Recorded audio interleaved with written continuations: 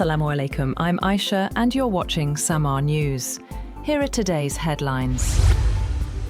Islamabad is in the global spotlight today as crucial talks between the United States and Iran are set to begin. With world attention fixed on Pakistan, top leadership from both nations has gathered for what could be a defining diplomatic moment. The US delegation, led by Vice President Vance, has touched down in Islamabad. The delegation also includes Steve Witkoff and Jared Kushner. Meanwhile, the Iranian delegation has already reached Pakistan late last night. The delegation is headed by Bakir Kalibaf and includes Abbas Arakchi. The talks are being viewed as a major diplomatic breakthrough, with Pakistan positioned as a facilitator of global peace efforts. A high-level US delegation has reached Pakistan for negotiations with Iran. With both sides already in the country, expectations are rising for a possible diplomatic breakthrough. The delegation is led by US Vice President Vance, along with Special Envoy Steve Witkoff and Jared Kushner. Welcoming the US Vice President, Dar commended the US commitment to achieving lasting regional and global peace and stability. He also expressed the hope that parties would engage constructively and reiterated Pakistan's desire to continue facilitating the parties towards reaching lasting and durable solution to the conflict. Just before leaving for Pakistan, US Vice President Vance said he expects positive negotiations with Iran, but also warned that any attempt to play the United States would be met with a firm response. Speaking to reporters, he said, "Washington is open to engagement if Tehran negotiates in good faith, as diplomatic efforts continue under a fragile ceasefire."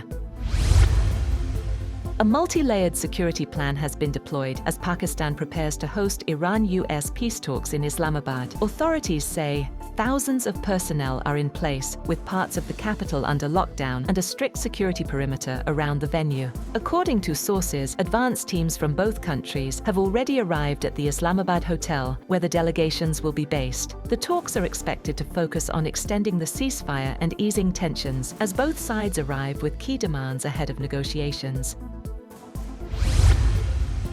Trump has said that a peace deal with Iran may be within reach, even as tensions simmer on the ground. He said he is very optimistic that a deal with Iran could soon be achieved, speaking in a phone interview with NBC News. He claimed Iranian leaders adopt a more flexible tone in private discussions compared to their public statements. Also, during a phone call, Trump urged Israeli Prime Minister Benjamin Netanyahu to scale back military operations in Lebanon to support peace efforts. He later confirms the conversation, saying he spoke to Netanyahu and he's going to low-key it.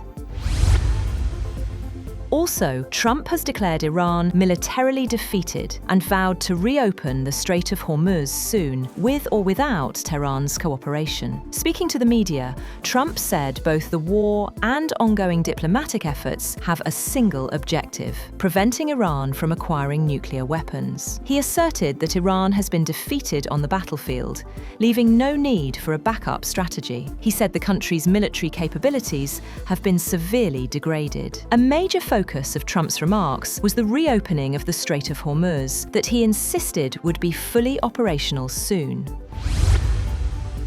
Iran's new supreme leader, Mujtaba Khamenei, is still recovering from severe facial and leg injuries suffered in the airstrike that killed his father at the beginning of the war. 3 people close to his inner circle said Khamenei's face was disfigured in the attack on the supreme leader's compound in central Tehran, and he suffered a significant injury to one or both legs. They added that the 56-year-old is nonetheless recovering from his wounds and remains mentally sharp.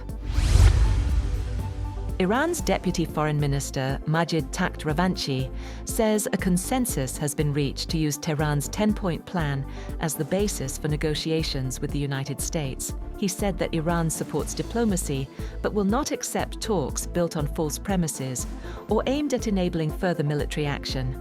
The plan includes maintaining control of the Strait of Hormuz, lifting sanctions, and a US military withdrawal as both sides prepare for talks in Islamabad. Meanwhile, Iran's parliament speaker Mohammad Bakir Kalibaf says key conditions must be met before negotiations can begin. In a post on social media, he called for a ceasefire in Lebanon and the release of Iran's blocked assets as prior commitments. Kolobaf warned that talks should not proceed until these steps are implemented, as disputes continue over ceasefire terms and ongoing hostilities.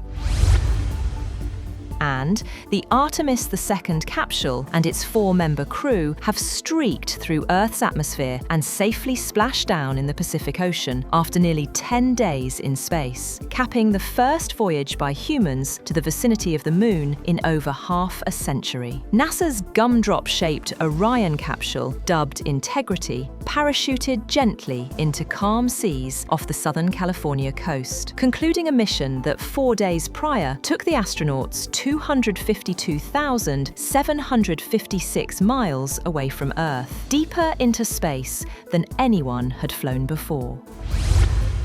That's all for now. For more updates, visit www.samaa.tv. Thank you for watching Samaa News.